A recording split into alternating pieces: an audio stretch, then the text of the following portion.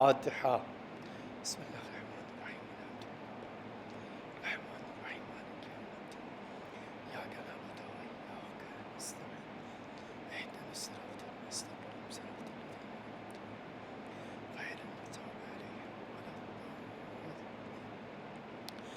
لا حول ولا قوة الا باللہ العلی العظیم اعوذ باللہ السمیع العلیم من الشیطان الرجیم بسم اللہ الرحمن الرحیم الحمد للہ الذی لا يبلغ مدحته القائلون ولا يحصي نعماءه العادون ولا يودي حقه المجتهدون والذي ليس لصفته حد محدود ولا نعت موجود ولا أجل ممدود فطر الخلائق بقدرته ونشر الرياح برحمته ووتدا بالصخور ميدان أرضه ثم الصلاة والسلام والتحية والإكرام على بشير النذير والسراج المنير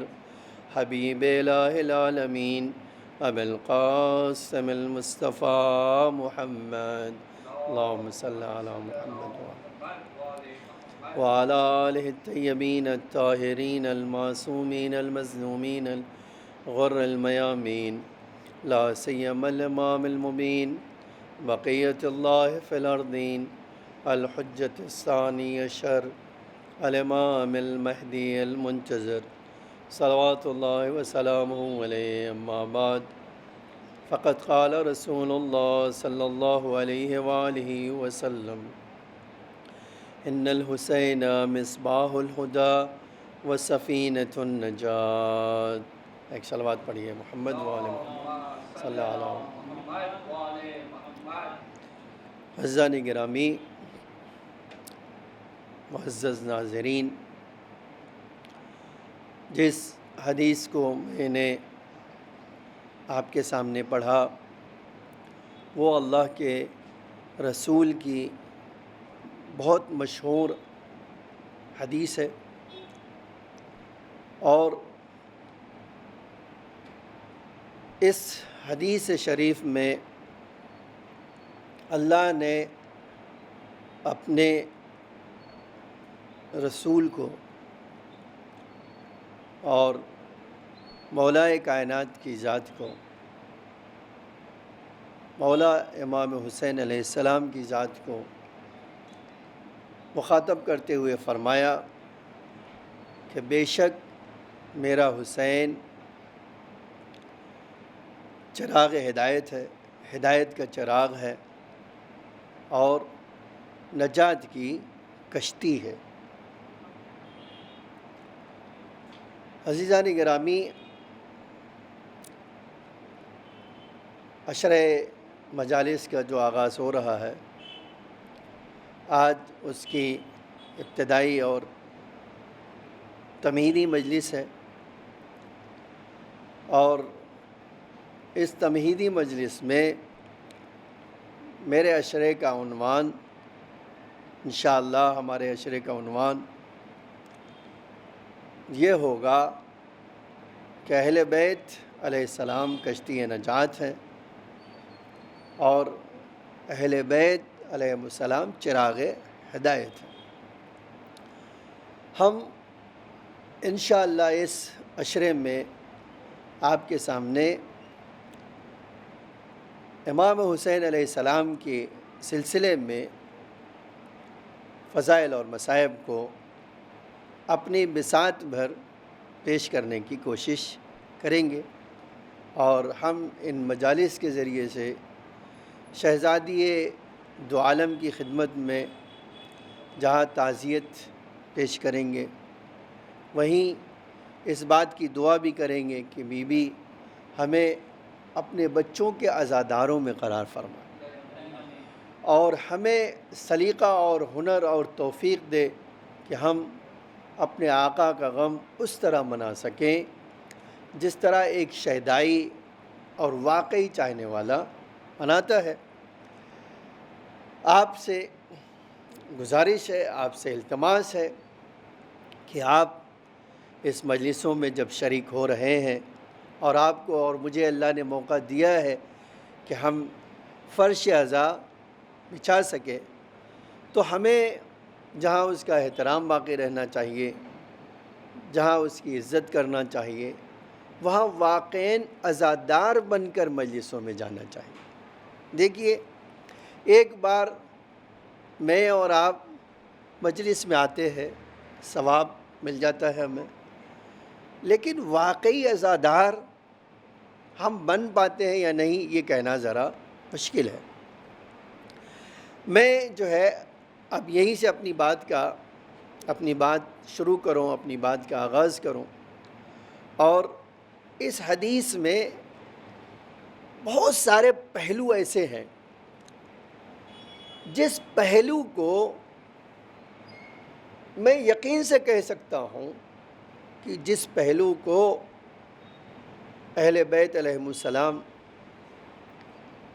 نے ہمیں بتایا ہے، وہ بہت نادر پہلو ہے، بہت انوکھا ہے۔ انوکھا اس لیے ہے کہ ہم حدیث کی جتنی بھی سمجھ رکھتے ہیں، تھوڑے ہی صحیح جو بھی سمجھ رکھتے ہیں حدیثوں کی، اس کی گہرائی تک شاید ہم نہیں پہنچ سکتے، اس لیے کہ جب یہ کلام رسول اللہ کا ہے، جب یہ کلام آخر نبی کا ہے، جب یہ کلام اس کا ہے جو اللہ کے بعد دوسرا رتبہ رکھتا ہے، یعنی اس کے، آپ الفاظ بدل کے کہہ سکتے ہیں، اس کے رتبے کی کوئی برابری نہیں کر سکتا، ایسی شخصیت، ایسی ذات جب کوئی جملہ ارشاد فرمائے تو میں اس کا مفہوم سمجھ سکتا ہوں؟ میں نہیں سمجھ سکتا ہوں، آپ نہیں سمجھ سکتے۔ کیوں؟ اس لیے کہ رسول جب ایک جملہ کہتا تھا، ایک سنٹنس کہتا تھا، تو اس میں اتنی گہرائی ہوتی تھی کہ ہم اس گہرائی کے کنارے تک بھی نہیں پہنچ سکتے ہیں۔ یہ بات یاد رکھیں۔ اسی لیے اللہ کے رسول کی خصوصیت یہ تھی کہ چھوٹا سا جملہ بولتے تھے جس کے معنی ہزاروں ہوتے تھے۔ ایک لفظ ہے اس کے لیے کہ اللہ کا رسول جو بولتا تھا جامع جمل ہوتا تھا۔ جامع جمل کا مطلب کیا ہے؟ کہ ایک چھوٹا سا لفظ استعمال کرے گا لیکن معنی کا دریا پایا جائے گا۔ اب یہیں سے عزیزان گرامی، جو حدیث میں نے پڑھی، آپ نے سنی، اس حدیث میں پہلا لفظ کیا ہے؟ ان الحسین مصباح الہدا، میرا حسین ہدایت کا چراغ ہے۔ اب آپ سوچیے، اللہ کے رسول کہتے ہدایت کا چراغ ہے، تو سوال یہ ہے کہ چراغ کی ضرورت وہاں ہوتی ہے جہاں اندھیرا ہوتا ہے۔ چراغ کی ضرورت وہاں ہوتی ہے جہاں اندھیرا ہوتا ہے۔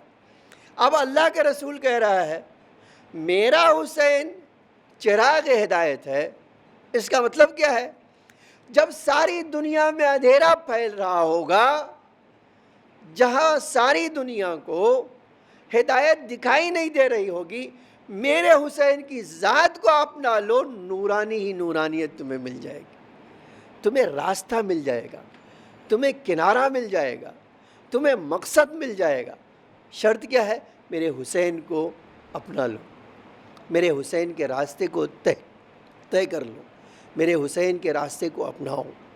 اور یہیں سے ایک دوسرا جملہ ہے، وہ دوسرا جملہ کیا ہے؟ دوسرا جملے کے بارے میں فرمایا سفینۃ النجات۔ دیکھیے، آج جس دنیا میں ہم رہتے ہیں وہاں ایک بہت بڑا چیلنج ہے انسان کو نجات پانا۔ کیسے نجات پاؤں میں؟ آیا جو نماز پڑھ رہا ہوں وہ نجات مجھے دلائے گی؟ میں جو روزہ رکھ رہا ہوں وہ مجھے نجات دلائے گا؟ جو قرآن کی تلاوت کر رہا ہوں وہ نجات دلائے گا؟ تو اگر آپ کوئی کہتے ہیں ہاں مجھے وہی دلائے گا، تو میں کہوں گا اتنے سارے مسلمان ہیں، الگ الگ طرح کی نماز پڑھیں، تو کون سی نماز نجات دلائے گی؟ میں کہوں گا آپ روزہ رکھ رہے ہیں، آپ کہہ رہے ہیں نجات دے رہے ہیں، تو کون سا روزہ؟ جو دن میں کھول لینے والا ہو تو کون سا روزہ آپ کو نجات دے رہا ہے؟ کون سی حج آپ کو جو ہے نجات دے گی؟ ہے نا ایک سوال۔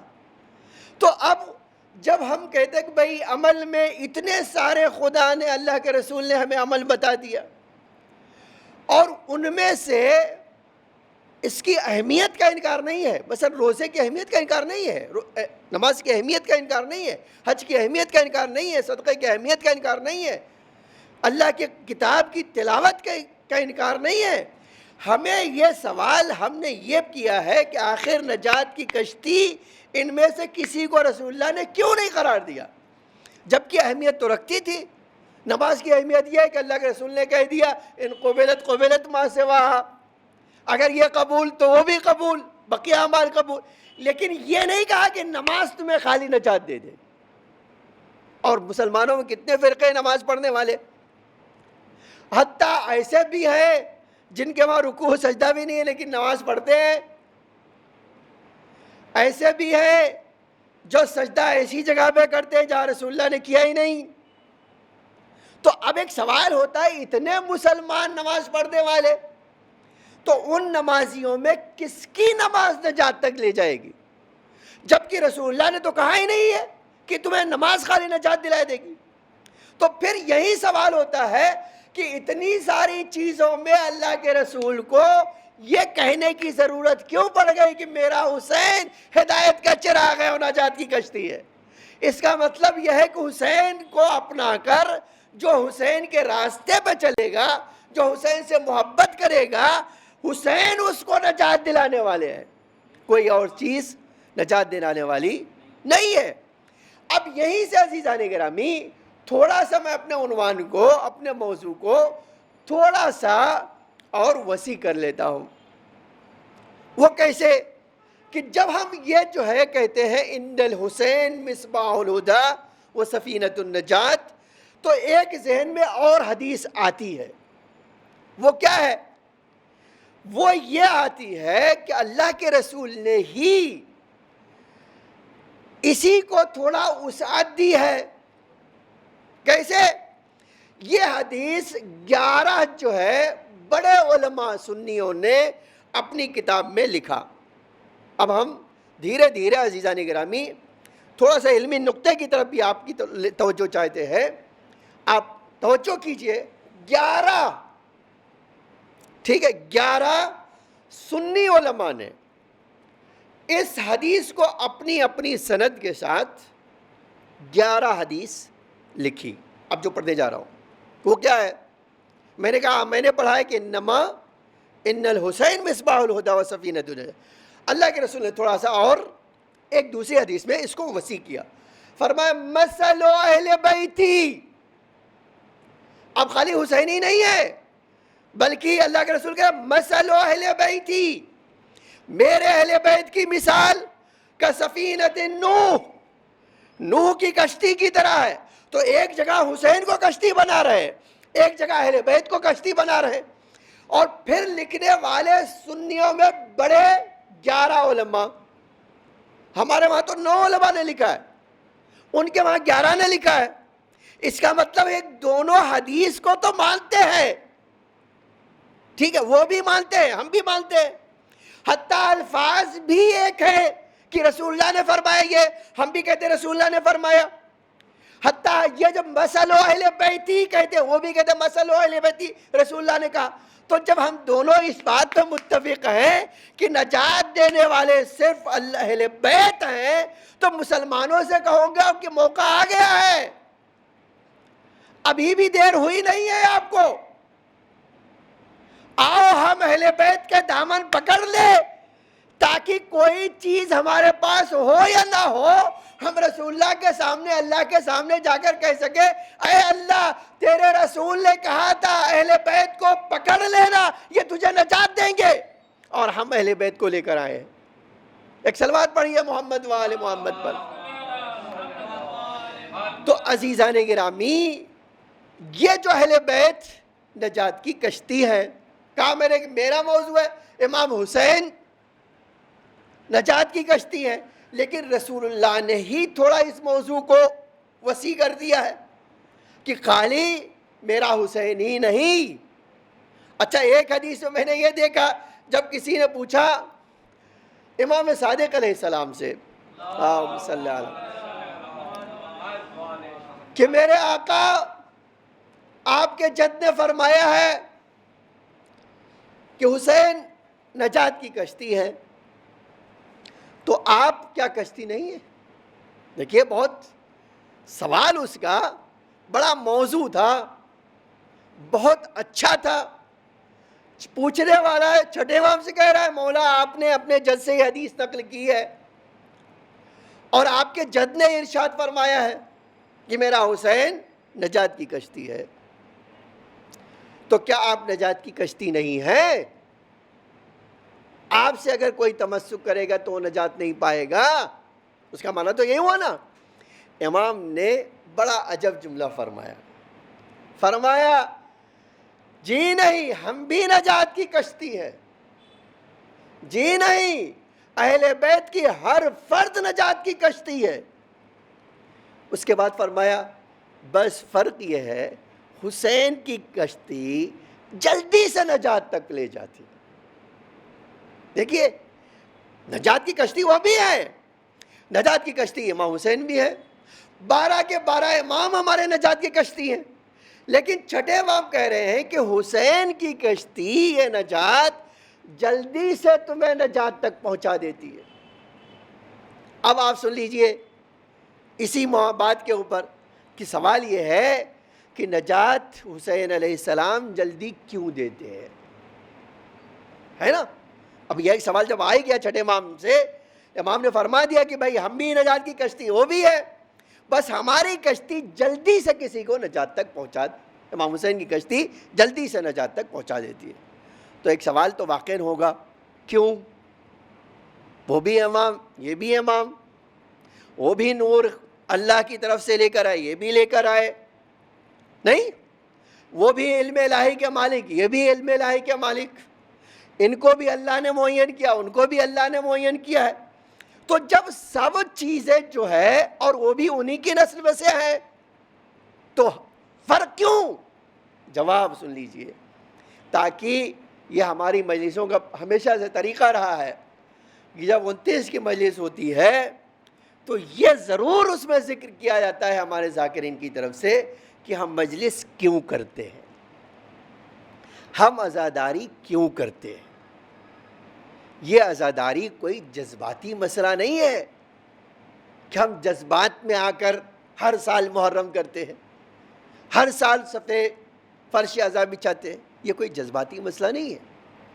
پھر ہے کیا مسئلہ ہے نا؟ تو میں یہاں تک یہ سوال لایا تو اب اس مسئلے کی طرف آپ کو لے چلتا ہوں. دیکھیے 5 ایک کتاب لکھی گئی ہے خصائص حسینیہ، علامہ شوستری نے لکھی.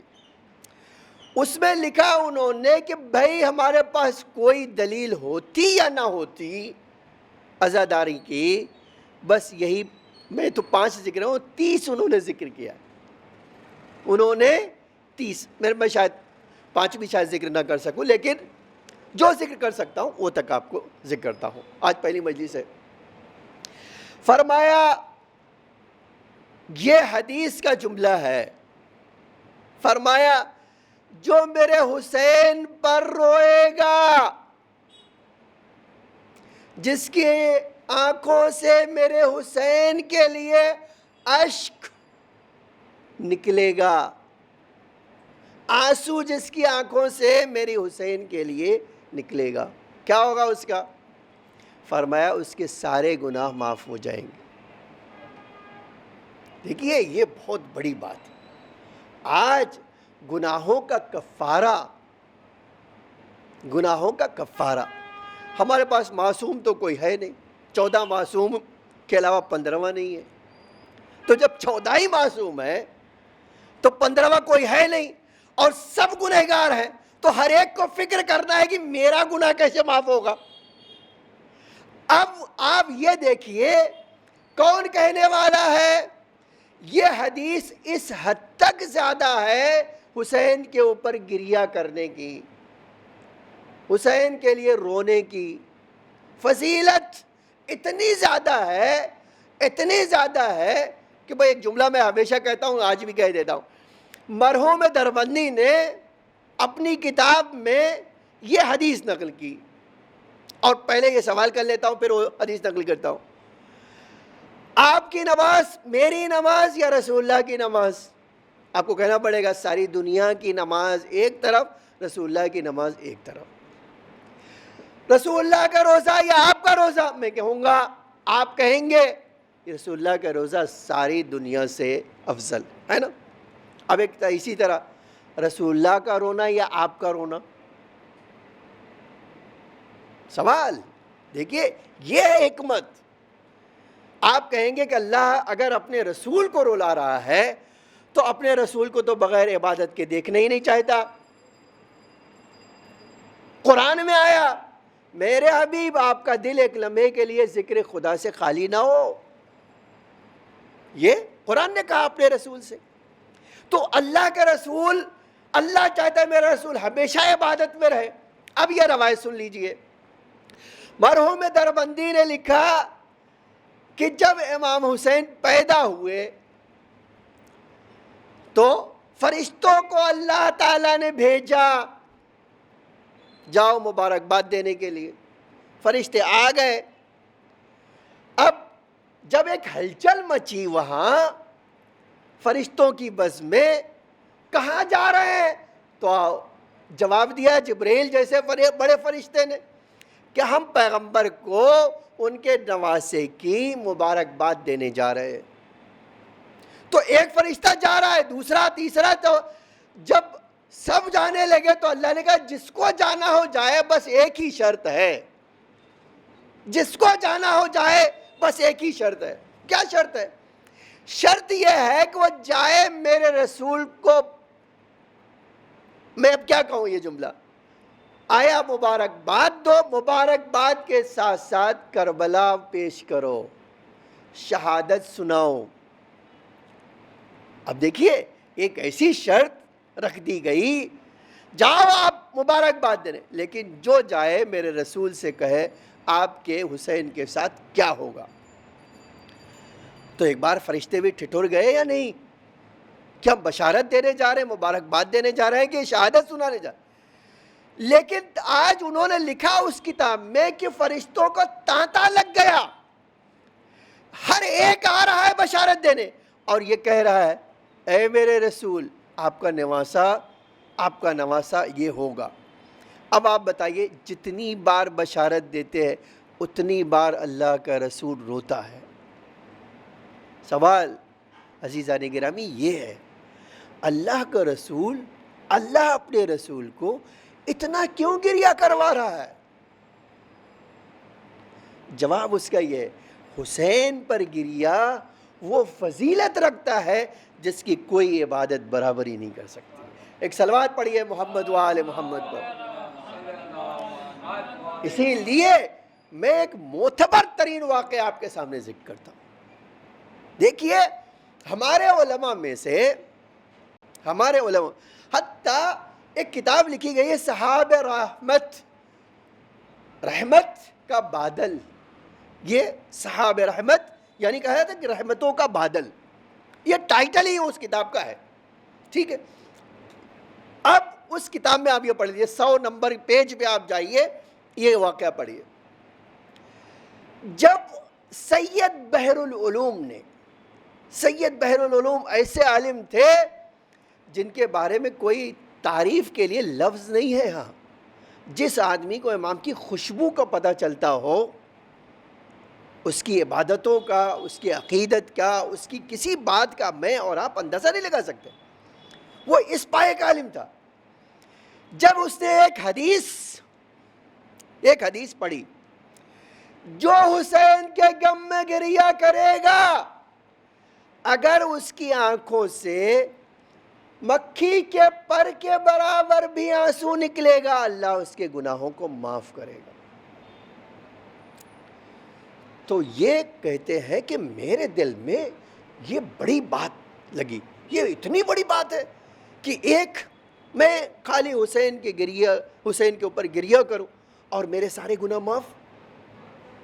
کہتے بہت تعجب ہوا مجھے.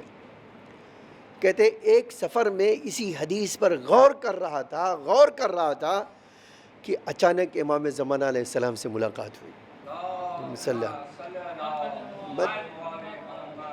انہوں نے میرا نام لے کے کہا سید بحر العلوم، کس بات کو سوچ رہے ہو؟ سوچ کس بات کو رہے ہو؟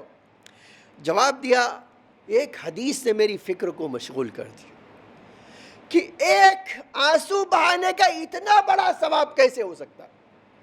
اتنا بڑا ثواب، اتنا عظیم ثواب، کہ اتنا زیادہ ثواب کیسے ہو سکتا ہے؟ کہا میں تمہارے لیے ایک مثال لے آتا ہوں.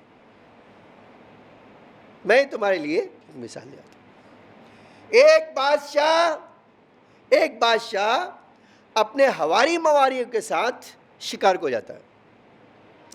شکار کا پیچھا کرتے کرتے دور نکل جاتا ہے اور اتنی دور نکل جاتا ہے کہ وہ راستہ بھٹک جاتا ہے. اب ایک طرف بھوک ہے، ایک طرف پیاس ہے، شکار نہیں ملا، راستہ بھٹک گئے. اب بات جان تک آ گئی، راستہ ڈھونڈ رہے کہاں جائیں. اچانک اس کو ایک کٹیا نظر آئی. جس کٹیا میں گئے ایک بڑھیا اور اس کا ایک بیٹا رہتا تھا اور ان کی زندگی کا سرمایہ ایک بھیڑ ہے. اب اس کے پاس گئے، کہا بھائی ہم پیاسے ہیں، بھوکے ہیں. وہ اس کو پہچانتے نہیں تھے بادشاہ کو. انہوں نے نہ پہچاننے کے باوجود بھی انسانیت کے لحاظ سے اس بکری کا دودھ اس کو پلایا، پیاس بجھایا.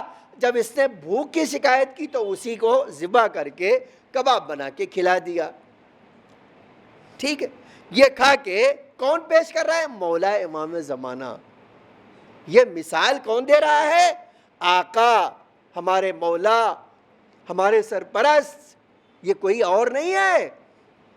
آج ہم سے کوئی یہ نہ پوچھے جو مثال اہل بیت لاتے ہوں اس کی کوئی ثانی نہیں ہو سکتی ہے، اس میں کوئی شک نہیں ہو سکتا ہے.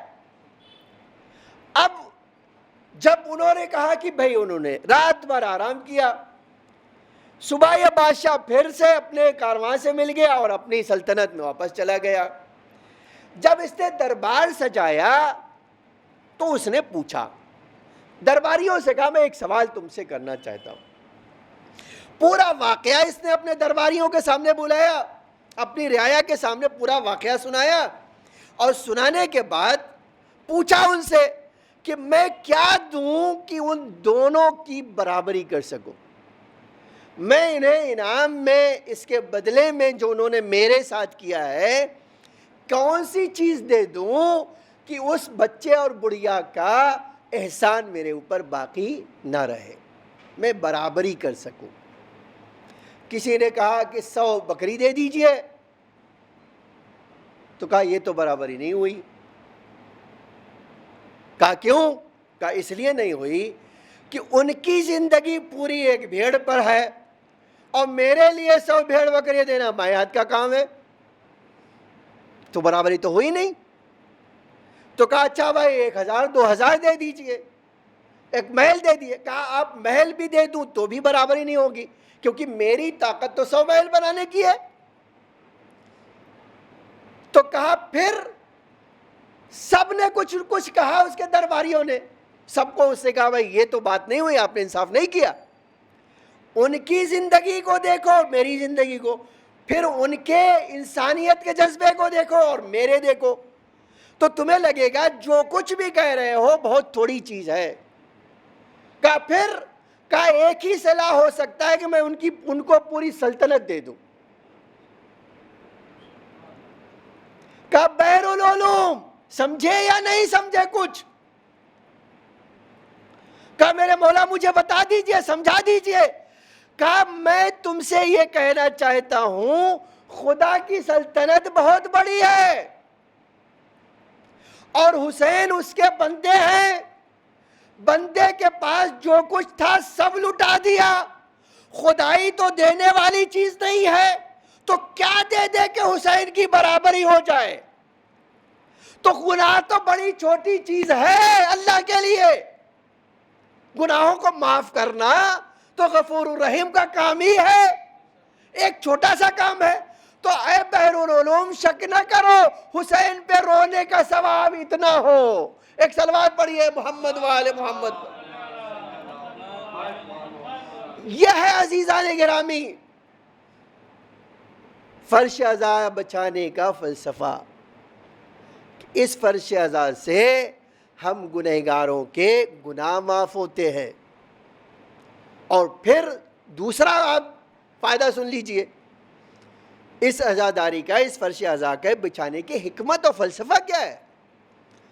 اللہ کا رسول رویا نہیں، اللہ کا رسول رویا، اور پھر جتنی بار سنا اس نے حسین کے غم کو اتنی بار رویا۔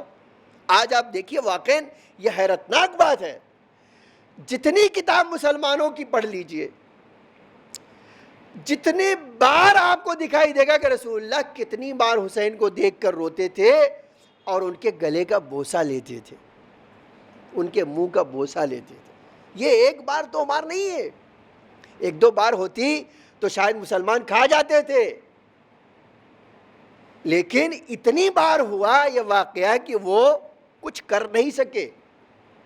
اب آپ سوچئے اتنی بار رسول اللہ روئے، اگر آپ رو رہے ہیں تو کم سے کم اگر کوئی پوچھے کہ بھئی آپ کیوں رو رہے ہیں، کہتے بھئی دیکھو ہمارا جو مالک و مختار رسول ہے، نہیں، ہمارا نبی مختار کون؟ محمد صلی اللہ علیہ وسلم، اللہم صلی اللہ علیہ وسلم، ہمارا تو وہی ہے نا ذمہ دار۔ جب وہ حسین کا نام جتنی بار لیتا ہے روتا ہے تو ہم اس کے امتی اگر روئیں گے تو کم سے کم کچھ ہو یا نہ ہو یہ تو ہوگا کہ رسول اللہ کہیں گے کہ اس کو مجھ سے محبت ہے، جس چیز سے میں رویا ہوں وہی چیز اس کو رلاتی ہے۔ تو کچھ ہو یا نہ ہو کم سے کم یہ تو ہوگا کہ رسول اللہ کے ساتھ ہم نے صلہ رحمی کی ہے نا۔ یہ ایک دوسرا فائدہ یہ ہے حسین کے ماتم کرنے کا، فرش ازا کا، کہ رسول اللہ کے ساتھ صلہ رحمی ہے۔ اور تیسری حدیث کا جملہ ہے یہ، ہم فرش ازا اس لیے بچھاتے ہیں کہ امام صادق علیہ السلام نے فرمایا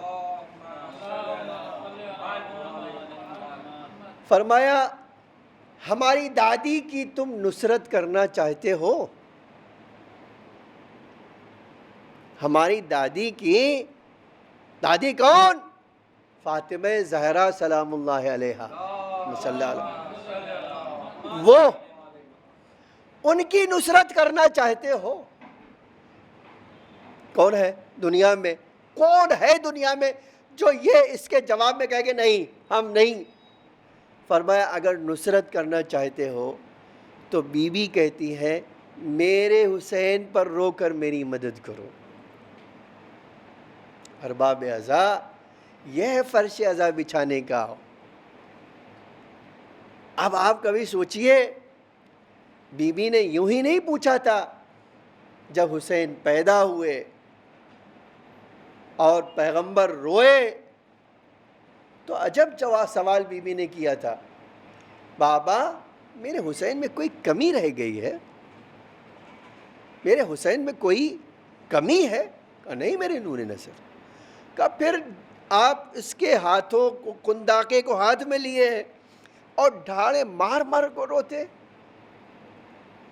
میرا حسین بابا، عجب جملہ فرمایا۔ کہا بیٹا اس کے پیچھے ایک راز ہے، تو راز سنے گی تو تو بھی رونے لگے گی۔ کہا بابا مجھے وہ راز بتائیے آپ۔ ارباب ازا عجب جملہ ہے۔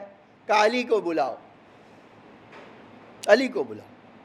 مولا کائنات آ گئے۔ جب مولا آ گئے کہا علی میری زہرا کے بازوؤں کو پکڑ لو۔ کون سا دل ہے عزیزان گرامی جو ہماری شہزادی کے غم میں غمزدہ نہ ہوتا ہو؟ آپ دیکھیے امام نے پکڑ لیا، ہاں بابا، کہے میری نور نظر یہ تیرا حسین وہ ہے جس کو کربلا میں میری امتی گھیر کر،